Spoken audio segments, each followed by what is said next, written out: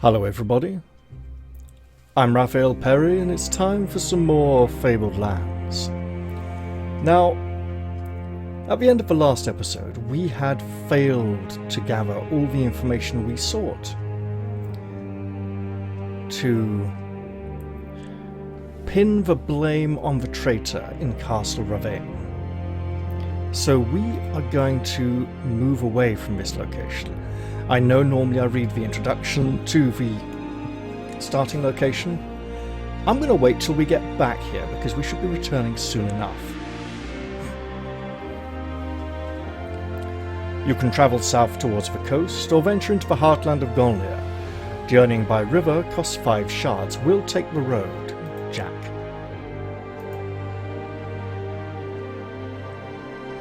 And we'll begin our search of this green and pleasant land. The road is built of old grey cobblestones, which are now half overgrown with a carpet of rich green grass. Sometimes you pass a patrol of soldiers, or a peasant leading his cattle to market. You do not expect any trouble on this well-patrolled stretch of road. An eerie glimmer shines between the trees that overhang the road a little way ahead. Venturing a little further, you see in the gathering darkness that an old iron gibbet is set on one side of the road. The glowing light hangs around it like a bubble of marsh gas. You pass by the familiar gibbet, but nothing happens. You continue onwards. We'll head on up to Delpton. The village of Delpton flourishes by the shipping of grain downriver to Ringhorn. Delpton Market is small by the standards of the great cities of the south coast, but you may find some useful knickknacks. Let's go to the inn. You can get lodging here for 1 shard a day. Each day you spend here allows you to recover 1 stamina point if injured. We're not injured, but we'll buy a round of drinks at the bar and listen for rumours. You overhear a storyteller regaling a group of farmers from a nearby village with his tall tales. He tells a story of a woodcutter who fell asleep one afternoon and awoke to find it was dark. Having lost his way, he was very frightened, but then he saw smoke over the treetops. Not when, but then. Going on, he reached a camp where slim young gypsy maidens were dancing around a fire. With smiles and merry laughs, they invited the woodcutter to join them. Now it so happened that the woodcutter's grandmother had been a gypsy, and she taught him the traditional greeting that he now called out. Za devlesa, which is to say, may the gods be with you. No sooner had the maidens heard this than they all collapsed like matchwood, and creeping closer, the woodcutter saw that there were just piles of mouldering bones in the clearing, and not living people at all. So you know what he did, concludes the storyteller? He climbed an oak tree and stayed there shivering until dawn because he knew that no ghost can follow you up an oak tree. The day is wearing on. It's time you were on your way. A merchant is packing to leave at the same time as you are. You travel through Castle Ravane quite a bit, I suppose, he says. We can expect a change there quite soon, I hear. What sort of change? A new head of the House Ravane. The Knight of the Long Knife is plotting against that young sprat Varna. Not that I care one way or the other. Merchants may be no better than thieves, as people say, but in that case, the nobility are even worse. They're thugs. Well, that's a third piece of information now, and it's starting to look rather damning. Let's look at the market and see if there's anything here we want to get hold of. Oh, you know what I'm actually thinking? Aha. Right. I'm thinking we could buy some things here, but we couldn't get them elsewhere. Let's head back down to Castle Ravane and report our findings. Once again, we see the old gibbet and pass on by. The black turrets of Castle Ravane rise above the treetops. From the topmost tower flutters the black lion banner of Ravane clan. This is the stronghold of Varna, Baroness of Ravane, and we are going to try to get in. You near the heavy drawbridge. Sentries with huge black halberds block your way across the drawbridge. You try to convince them to let you enter. That is not great. "Get lost, you low-born dog," says a sentry, jabbing you with the butt of his halberd. You lose a point of stamina. We're going to try again. We can afford a little stamina loss at the moment. It won't be easy, mind. There we go. Castle Ravane is virtually a city in its own right. The outer courtyard is filled with stables, grain stores, pens for livestock, carpentry yards, and a smithy. Nearby, some knights are keeping fighting fit by charging with lances at a straw-filled dummy. Beyond, another line of defences encloses the inner keep. The armoury in Castle Ravane resounds with the clamour of hammers on anvils. The artisans here provide arms and armour for the greatest knights of Golnir. You can buy top-quality equipment or sell anything that you don't need. It would be nice to have enough money to purchase some of these combat skills. However, base combat 6, 6, 7, 7. I don't think... No, we got a 4. +2 from a sword here. Base combat 4.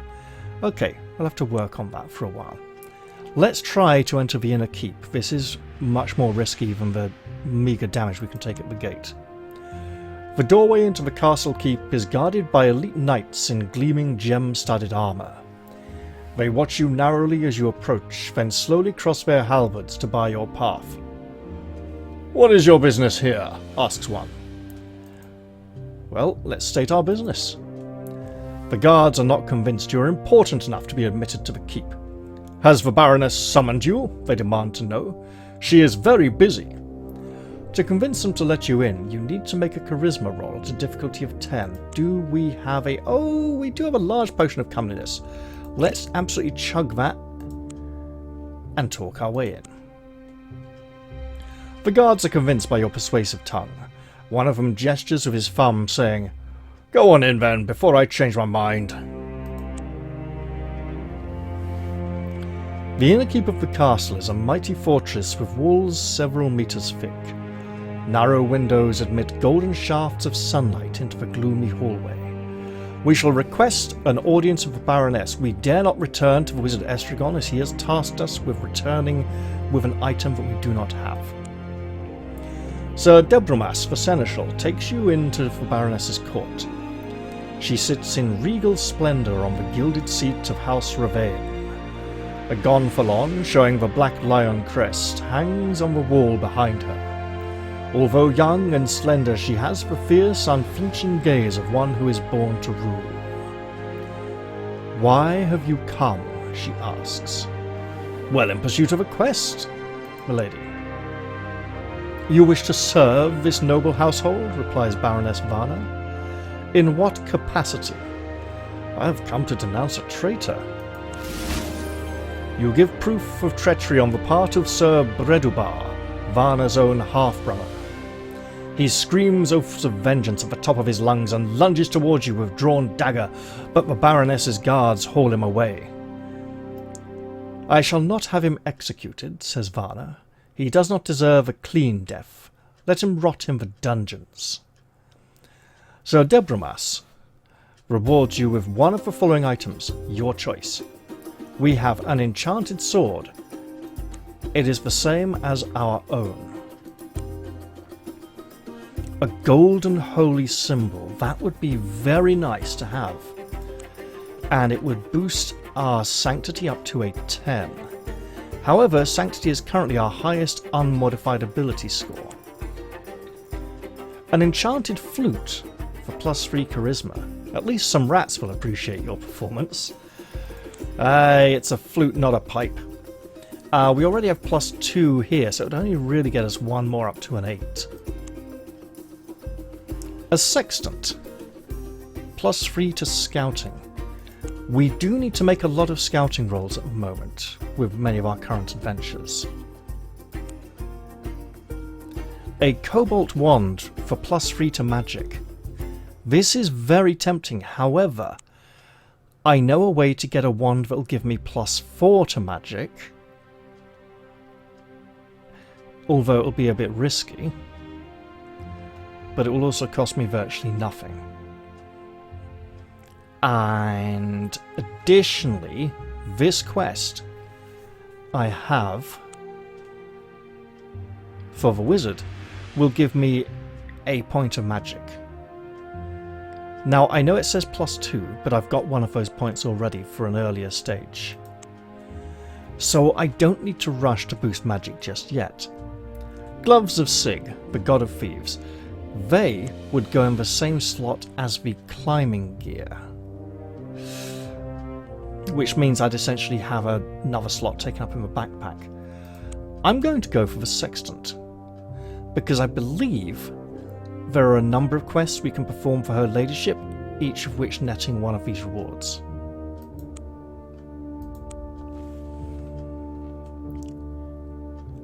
We're still in the Inner Keep. We could visit the Chapel of Elnir. Elnir's chapel is situated on an upper floor of the keep. As the guardian of rulership and law, he is the patron deity of the House of Ravane. This is Charisma Blessings. For 25 shards, why not? We shall leave the temple. We shall not request another task from the Baroness because we already have one. It is hard and it requires challenging scouting rolls. I think they're difficulty 14 or 15. So with a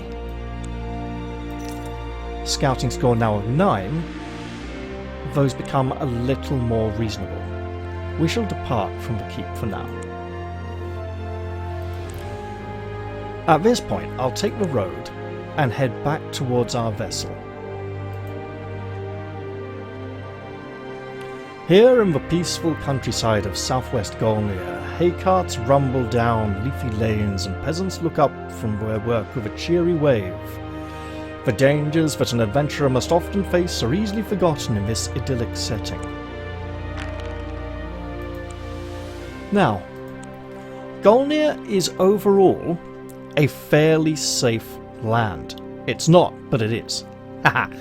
It is safer, on average, than Saqqara, but the dangers of Golnir are greater than those of Saqqara, and also living expenses and various things in Golnir cost so much that you want to have made a bit of money in Saqqara first.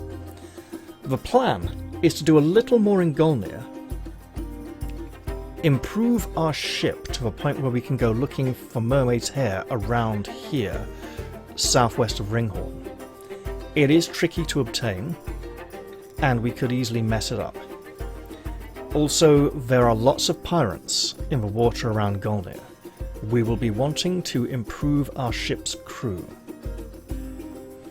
Additionally, another reason for hanging around this corner of Golnir for a bit is there are things we want there.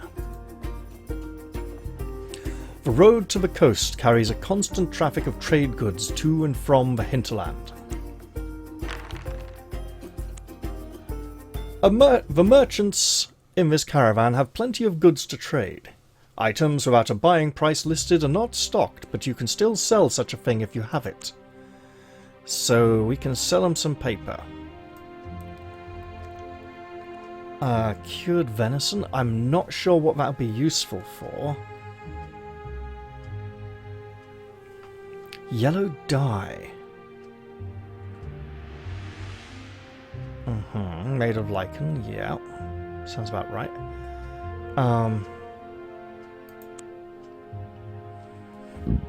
We need to hold on to our money for now, though.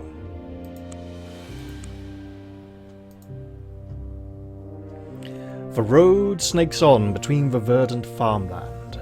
To either side you see peasants working in the fields. The barns and thatched roof cottages present an idyll of peace and contentment.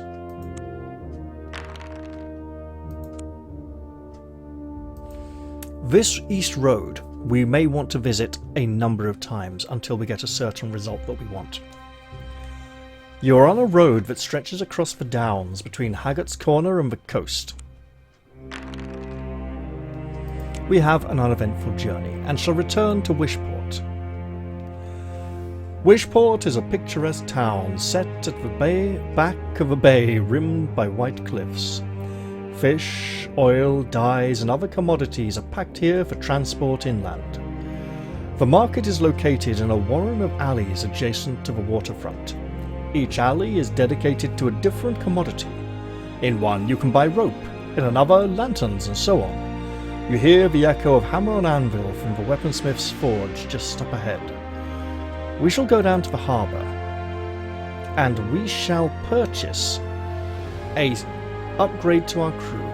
We'll get the lads a few drinks, we'll buy a few more sailors, let a few go. Now our crew is slightly better. And we'll weigh the anchor and set sail. Let's hoist the anchor. Weigh the anchor is lowering it down, isn't it, I think? Right, let's sail southwards. Your ship is sailing in coastal waters close to Wishport. We need to be on the lookout for pirates. They are a massive problem. None are encountered yet. The pirates will be a problem until we can fully upgrade our crew, at which point they may still be a problem as we are no warrior. Seeing the fearful looks of the crew, you ask the first mate what the matter is. "These are haunted waters, Captain," is all he will tell you. However, no haunts cross our path.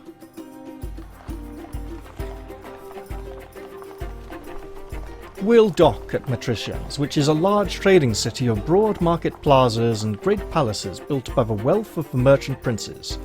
You can buy a townhouse here for 200 shards. Not yet, can't really afford it, just for now. The market is one of the largest you have ever seen. It stretches for hundreds of yards through piazzas covered with silk awnings, along the great esplanade overlooking the bay, and through shadowy colonnades where fortunes are made and lost in the course of a single conversation. Our conversation will be at the harbour with the harbour master, where we will again gain some better crew. Additionally, we will fill our holds with grain for 90 shards a cargo unit.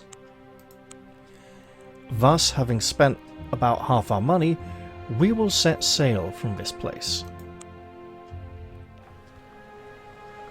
And now that we are heavily burdened with produce, let us hope we do not run into pirates.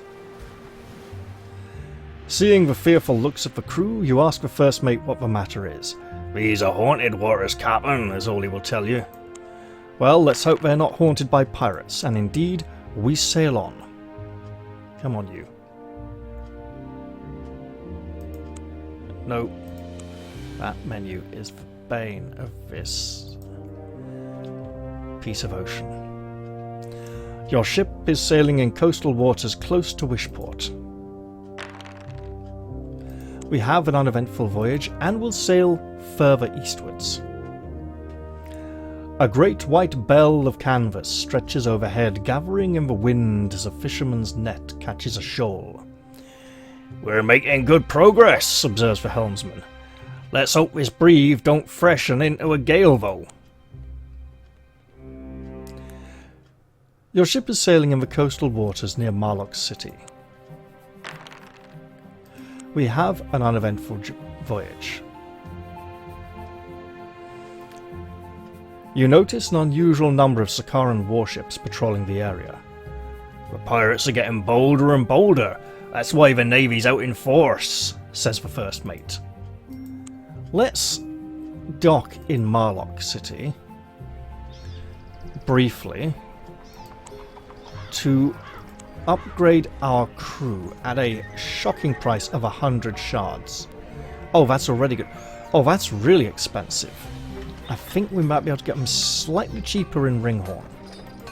Let's set sail. Oh, wait, no, I shouldn't have done that, idiot. Check the grain prices while we're here. Okay, same prices as in Yellowport. Let's sell the lot.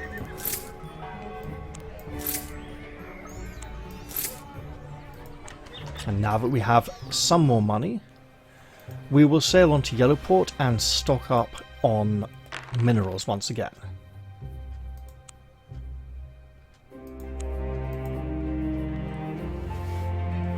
Your ship is sailing in the coastal waters off the Shadar Tor.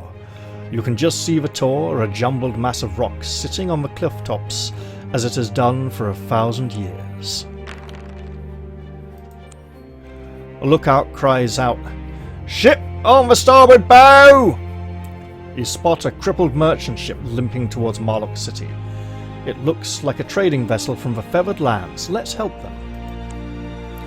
The merchantman has suffered a lot of damage and the remaining crew are half dead with thirst. You give them water and help to repair the ship. The captain, a woman dressed in multicolored feather robes and an ornate headdress, is most grateful. She tells you her name is Moon of Evening and that she comes from Smogmore, the city at the misty estuary in far-off Ankon Konu. She tells you to visit her if you're ever in Smogmore, so that she can repay the debt, and on parting, she gives you a colourful exotic feather that is perfect. However,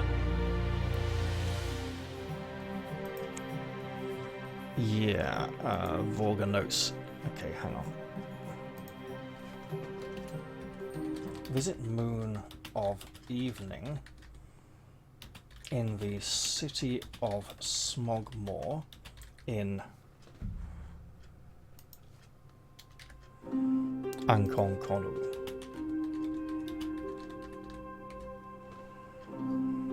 She owes Devika a debt. That's not tracked, so I'm noting that. Because the notes are shared across multiple characters, that is a problem. It would be nice to have a regarding. Right. That feather will come in very useful. You sail on. Your ship is sailing in the coastal waters off Shadar Tor.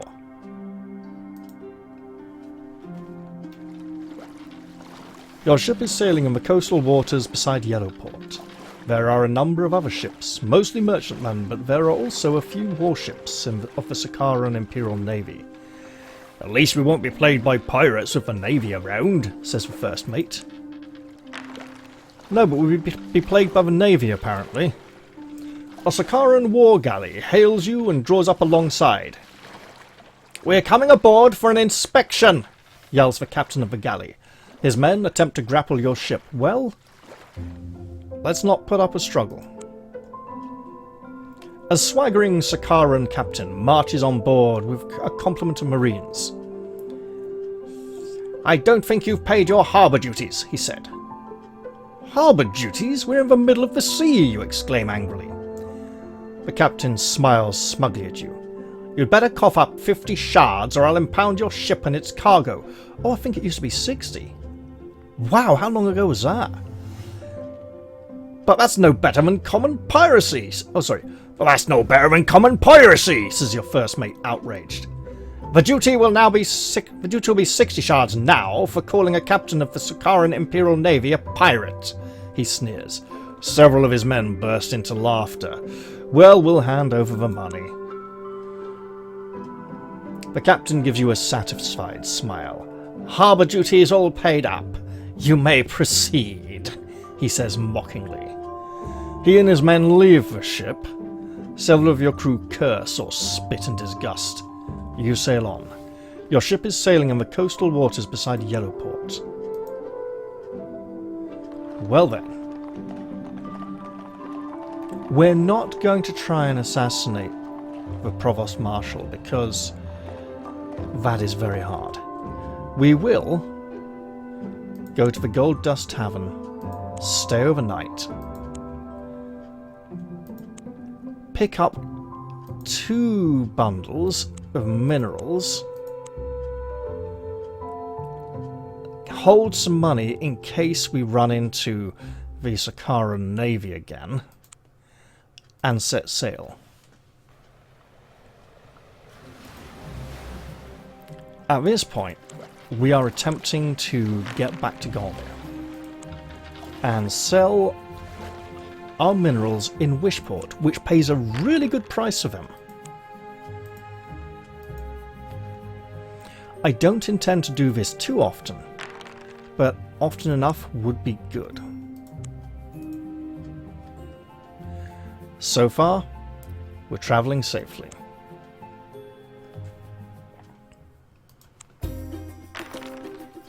Ah! The approaching vessel at first seemed to be an innocent merchantman, but then your lookout points to the banks of oars. "A pirate galley!" he cries. Sure enough, at that moment the ship hoists the red pennant of the Kingdom of the Reavers. Her oars give her a burst of speed over short distances, and she is soon bearing down on you. Make a run for it. Oh yeah! Your ships, we've made it away. Wishport ahoy! Calls out the lookout, and to Wishport we shall go. We need to upgrade our crew. Oh, actually, wait, we can do that for free, can't we? Right, let's we can, but it'll be tricky. Let's sell our minerals and be glad to set foot on dry land. We cannot upgrade our crew here, but at Matricians or Ringhorn we probably can.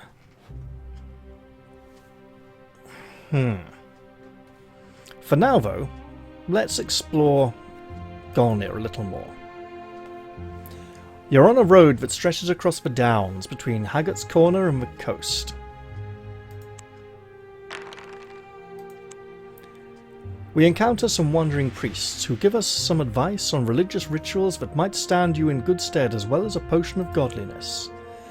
Bidding the priest farewell, you continue on your way. Let's go to Matricians. Wait, no, do we need to? Well, what am I doing here? I could go up to the mountain range and start making my map. That would be tricky. No, I will go down to Matricians to check the marketplace and everything else.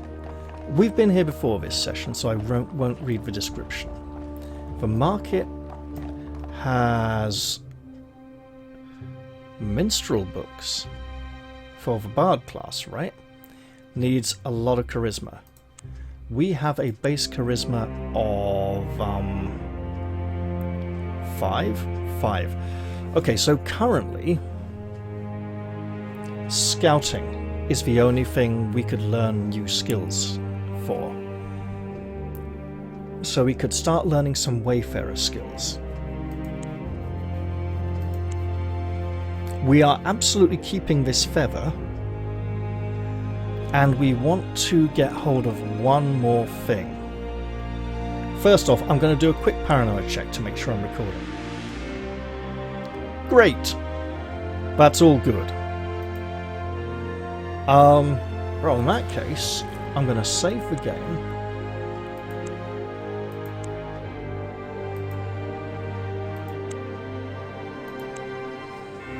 And live very, very dangerously. Let's head out east into the Haunt. This part of the country is infamous as the haunt of brigands, smugglers, and witches. Wily brigands have set a concealed trap out on the downs. To spot it in time to avoid getting caught, you can make a scouting or thievery roll. Scouting is much better for us. It's not automatic. A less experienced outdoorsman than you might have fallen for it, but you immediately spot the broken blades of grass on both sides of the path. Then you notice the clump of dead leaves, a little too conveniently bunched in the middle of the way. You gingerly kick the litter away, and your suspicions are confirmed. A deep pit trap lies concealed beneath a lattice of thin, dry twigs. You quickly glance around, but whoever set the trap doesn't seem to be waiting in ambush. Intent on not meeting the vagabonds, you hurriedly move along. Oh, I messed up. Right.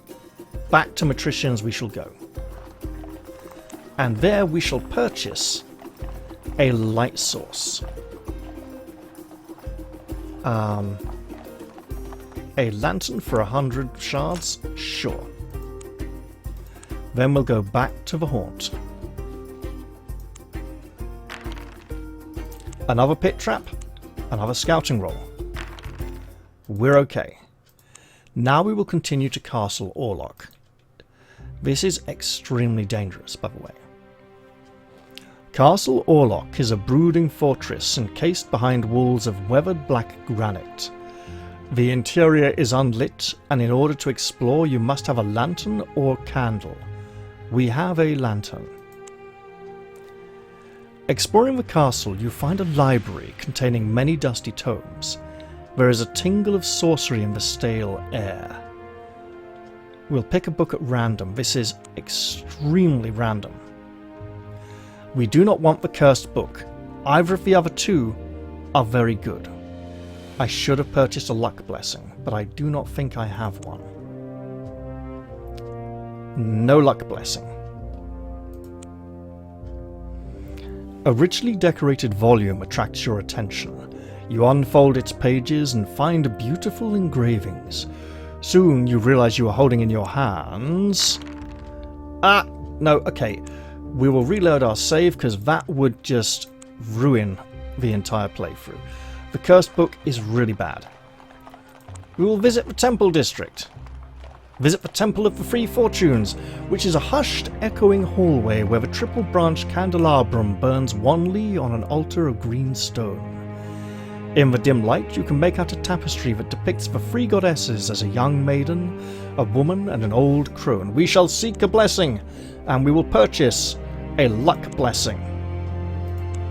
We will additionally make sure we have a lantern before returning to Castle Orlok. There we go. Let's head out into the haunt. If we get that pit trap again, we do not get the pit trap. You stumble upon 13 witches dancing sky-clad in a circle of old standing stones. They are livid at your intrusion and challenge you to a contest of sorcery. You see no way to back out. Without antagonizing them even more, you must convince them to let you go on your way unmolested. Oh, this'll be... oh god. Oh, we're okay.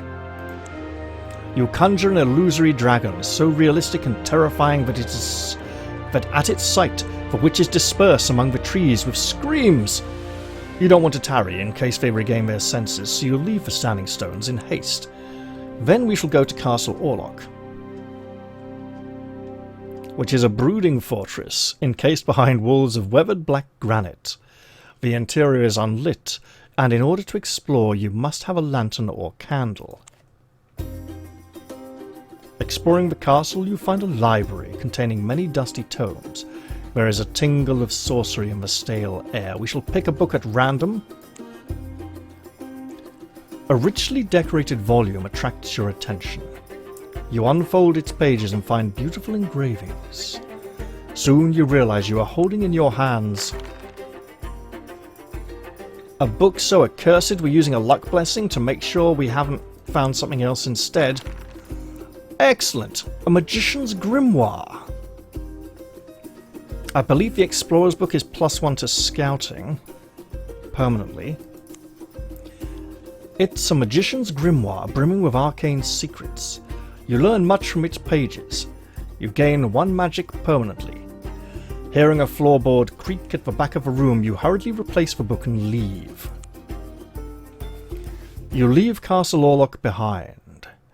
A mist creeps in on the sea breeze, swirling in pockets across the downs. Hearing a footfall, you look back nervously, but the mist makes it impossible to see if you are being followed. We will use a scouting blessing. You're sure someone is following you. Leading them around a mere, you lose them by ducking through a bank of fog. As you hurry away, you think you hear a snarl of frustrated rage. It makes you shudder. No human could have made that sound. Let us escape to safety. Into the haunt. Excellent. What do we got? Smugglers! You see a group of smugglers bringing their contraband ashore by the light of the moon. Let's stay out of it. We don't need the trouble. Back to matricians. Back to the temple. of Free Fortunes, get a luck blessing, and we are going to go back to Castle Orlok again. We need that Explorer's Journal. We'll hide from the smugglers. We shall enter, pick a book at random, and save the game.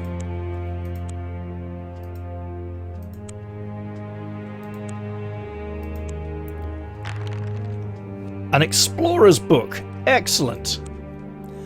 You found an explorer's book full of maps and handy hints. Gain 1 scouting permanently. You also go up 1 rank. As a result of your gain in rank, your defense is increased by 1. You can also add 1 to the ability of your choice, such as scouting or combat, permanently. Now.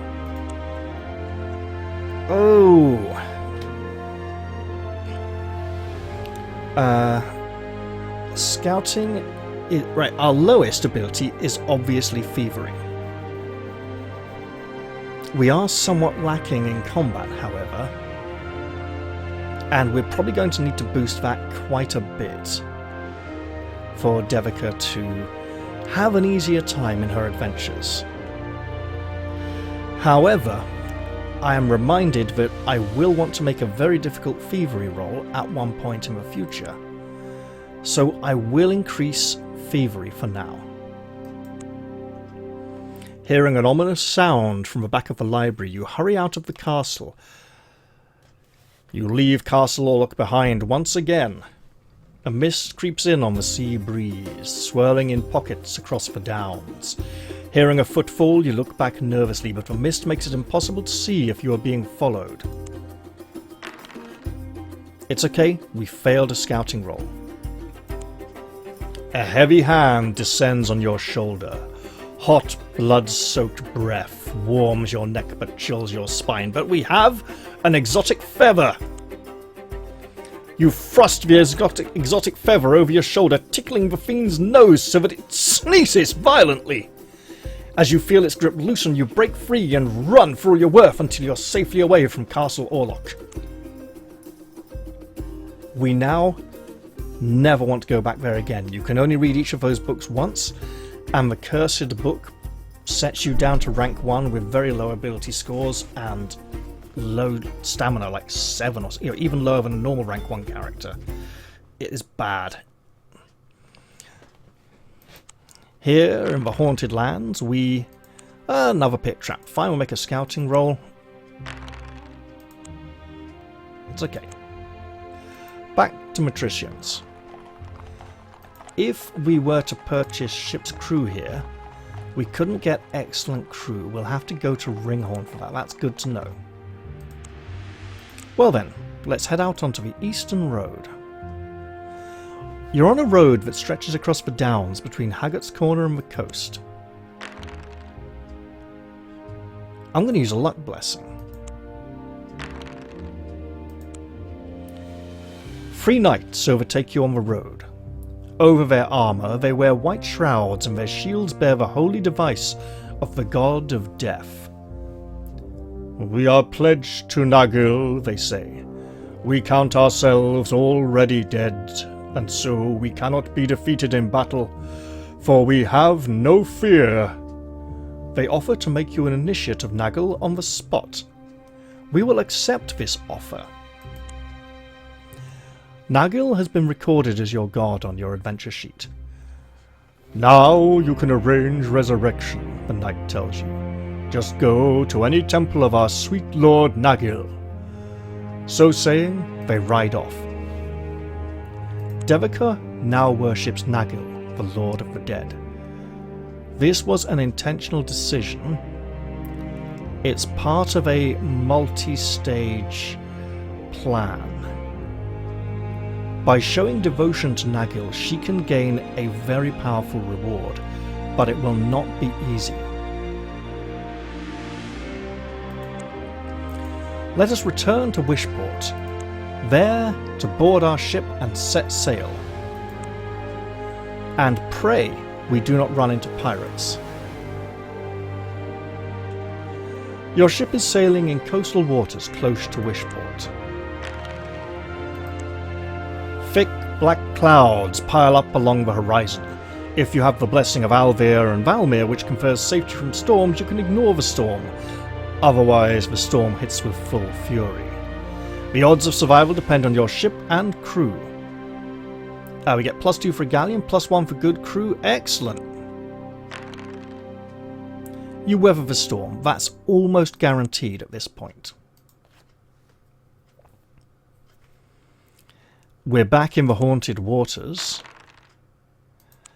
but our voyage is uneventful. We shall head to Matricians, where we will... That's the wrong button. This is one I wanted, where we will not be able to upgrade the crew, but we will fill our hold with grain. Wheat, rice, rye. Is rice a grain? Yeah, I think it is pretty much, yeah. Okay. And we will continue sailing west towards Ringhorn. Your ship is hugging Golnir's southern coast. An uneventful voyage? Perfect. Sailing in coastal waters is safer, but slower than out in the open ocean. This is where we want to find mermaids. It's not going to be easy. Instead of sails, the wizard's ship, we have encountered a ship full of wizards, is propelled by a peculiar web of thin copper wires that produces a subsonic hum.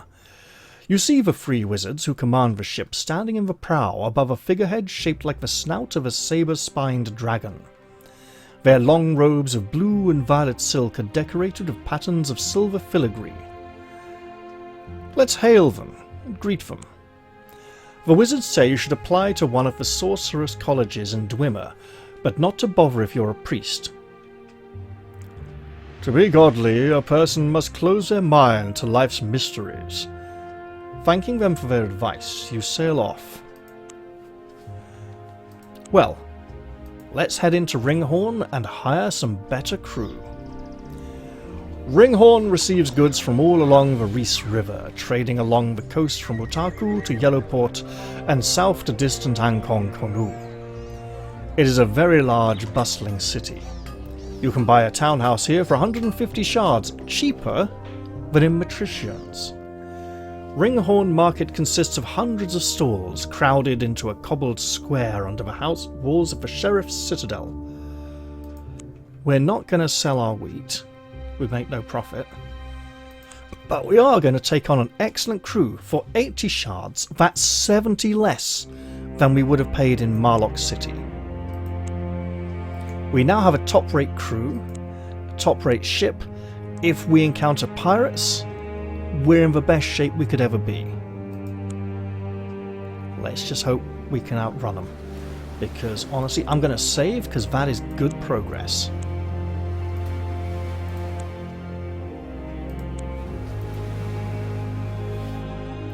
Sailing in coastal waters is safer but slower than out on the open ocean. Let's see if we can find some mermaids. We do not. In which case, I think we want to go to Matricians and purchase another luck blessing. A storm? We live for storms. We've got an excellent crew, a brilliant ship. We survive quite easily. Back in the haunted waters, a storm! We've got like +4 to our rolls, so whatever we get, we're getting like a 7+. We will always tackle storms. We will purchase a luck blessing. Unfortunately, we can only have one, but it is ours. And with that... Oh wait, we want to sail. If we can encounter these mermaids, that will be great. Uneventful voyage, that's fine. Here's the thing, right? We'll take the storm. We don't want to use the luck blessing to meet the mermaids. We want to use the luck blessing when we meet the mermaids. Because that's going to be hard enough as it is. Okay, another storm. Stormy weather, apparently.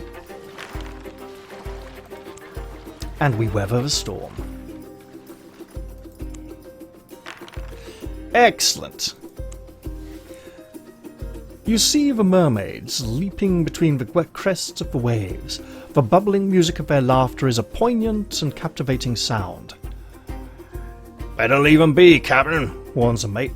"If they take umbrage, they can lay a curse on the ship." Let's speak to the mermaids. We need to gain some hair from one of them. A particularly striking mermaid with a winsome face, coral curls and a firm live tail swims daringly close to the side of the ship. The mate grins at her and gives a friendly wave, but under his breath he says to you, "I reckon we could net the little imp, Captain." Right. Now. Experience has taught me that speaking to her doesn't get us what we want. Oh, I'll try. The mermaid trills with merriment, but does not seem to understand your words. You must impress her with your innate charm, otherwise she will get bored and swim off. Oh, you know what? Use our luck blessing, why not? Charisma blessing? Sure. The mermaid seems quite taken of you. Coming right up to the side of the ship, she reaches out of the water and beckons you to lean over to her.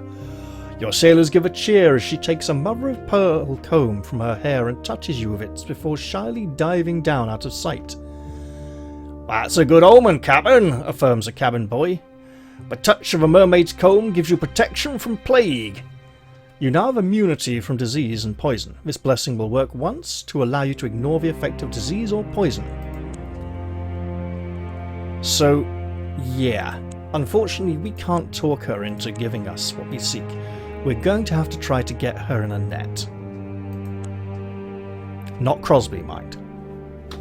Does anyone remember Annette Crosby? I know she's mostly known for One Foot in the Grave, but she was also in Hawk the Slayer as that evil prioress who betrayed them.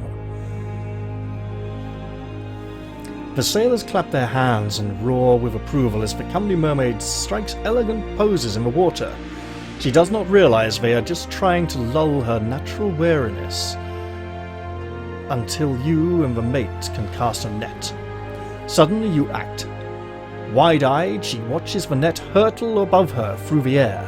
Her mouth distorts into a comical expression of surprise as she tries to veer away. To catch her, you must roll one die and score less than or equal to your rank. If you roll higher than your rank, the net missed her. We'll try. We do not need to use our luck blessing, that is good enough. The net is hauled up out of water and bundled aboard. Despite her slender frame, the mermaid struggles like a frenzied shark, thrashing the deck with her tail and spitting curses in the liquid tongue of the undersea folk. The mate steps forwards and cracks her over the head with a cudgel, laying her out cold. That's a bit nasty.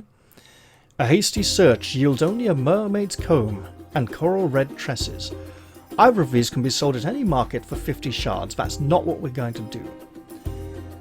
However, we no longer need this lantern. I mean, it'll be useful, but we can get another one later quite easily. We shall take both of these. I have not found any use for the mermaid's comb, aside from selling it at market. At the mate's advice, you order the mermaid thrown back into the sea before she can come round and lay a curse on the ship. As she sinks below the waves, you raise the mainsail and resume your voyage without further delay. If we meet mermaids again in the future, we should be extra nice to them to make up for this. You are sailing in waters close to Port Ringhorn. Guess where we're going? I'll give you a clue. It's called Port Ringhorn. And now that we are here, we're not going to sell any of our goods, but the mermaid's comb, as I said, I've yet to find a good use for it otherwise, so we will sell that. Then we will take the river. We're not allowed to sail our ship up and down the River Reese. At least I don't remember. I think we might actually be, but... You're on a road that follows the banks of the Reese River between Castle Ravane and the port city of Ringhorn.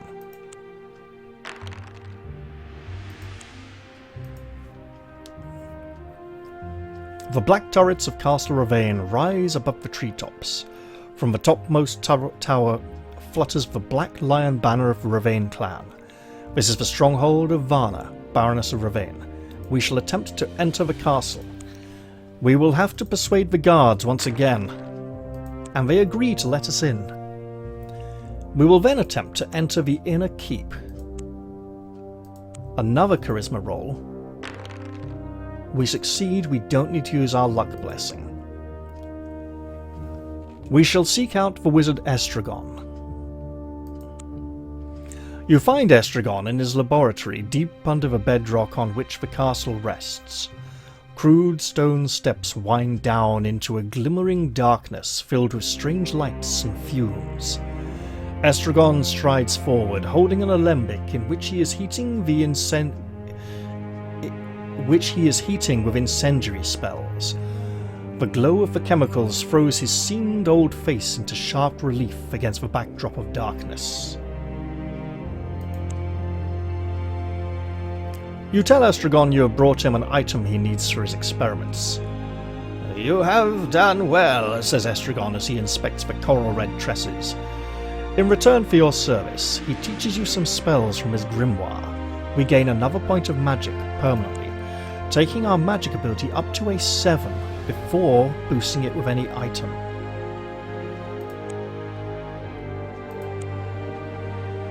"Now, I need a golden katana," says Estragon. "A what?" "It is the sword of one of the knights who served the Chancellor in the land of Akatsurai, which lies far across the ocean to the southeast. Go, and when you return I will impart the inner arcana of the mystic arts. Surely there must be somewhere nearer than Akatsurai where you can get hold of the item you need. For now, though, we shall depart from the keep. There is somewhere nearer, and it is the marsh over here, near Haggart's Corner. Here in the peaceful countryside of southwest Golnir, hay carts rumble down leafy lanes and peasants look up from their work with a cheery wave. The dangers that an adventurer must face are easily forgotten in this idyllic setting. Our journey is uneventful. That's fine. The road to the coast carries a constant traffic of trade goods to and from the hinterland. A group of travellers from Saqqara rein in as they see you go by. Nothing special there. The road snakes on between the verdant farmland. To either side you see peasants working in the fields. The barns and thatch-roof cottages present an idyll of peace and contentment. I wonder where we can get a magic blessing. Would it possibly be the temple of, what's his name there? Well, our journey is uneventful. We go on to Haggart's Corner. The town of Haggart's Corner stands at a place where three roads meet. Here, in certain seasons of the year, the Trow are said to come and trade their marvellous trinkets in exchange for human favours. It is a pretty pastel-hued town. Houses with high gables and mullioned bay windows are set around a series of courts where fountains splash dreamily in the sunlight. The market at Haggart's Corner amounts to just a few shops whose dusty shelves suggest they don't do a roaring trade. "People prefer to do business with the Trow," says one shopkeeper with a shrug. "Who can compete? Perhaps you will find a bargain here all the same." I mean, we could buy another lantern if we wanted it. Attempting to do business with the Trow is tricky, and it will require fairy mead. With only one bottle, we won't get much. I know of a way we could get more, but it's not cheap. So, let us depart and head out into the Magwort Fens. I said the Fens. Flat, waterlogged ground surrounds you in all directions. A few trees stretch forlornly into the sky above banks of reeds. These are the Magwort Fens. You stumble upon a lost potion of nature. We may find that useful. In the middle of the fens there is an island hemmed in by bulrushes. On this island you find a chest decorated with intricate mother-of-pearl inlays. Lifting the lid you find a golden katana, which we are taking back to Castle Ravine. Haggart's Corner is fine. Main road. Also fine. Further along the road. A merchant caravan. The merchants have plenty of goods to trade. Let's see what they've got. We've got nothing we really could sell to them, so we can't really buy anything. Our pack is full for now. We carry on through the countryside. On the last leg of the journey towards the castle, and encounter a storyteller who is sitting on a grassy hummock beside a leafy lane, regaling the children from a nearby village of his tall tales. Let's sit and listen. It's the story of the Bogle and the milkmaid again. I think we had this one recently. Friddle McCade. Yeah. Let's see if we can get into the castle again. Will the gate guards let us in? Oh yes, we rolled a double 6. Will we be allowed into the inner keep? I mean... Oh! Use a blessing! A charisma blessing at that! That's much better. The guards are convinced by your persuasive tongue, and backpedaling really badly. One of them gestures with his thumb saying, "Go on in then before I change my mind." Let's go visit the Wizard Estragon one last time. You find Estragon in his laboratory, and we bring him the golden katana. Estragon smiles. "I never thought you'd succeed in this quest. I thought you could see the future in your magic mirrors," you reply, handing him the golden katana. "In this case, the portents were unclear. We can increase an ability score of our choice. We do need a higher combat ability. However, we are going to need to up that scout, that thievery at some point. At some point in the future, we are going to want to make a difficulty 13 or 14 thievery roll. It's not going to be easy, it's going to be very hard. We might be able to do it with scouting. I'm pretty sure it's thievery only, and if we fail, we're kind of screwed. So, as I would like to... Yeah, but that's a long way off. And I can just avoid the area it's in.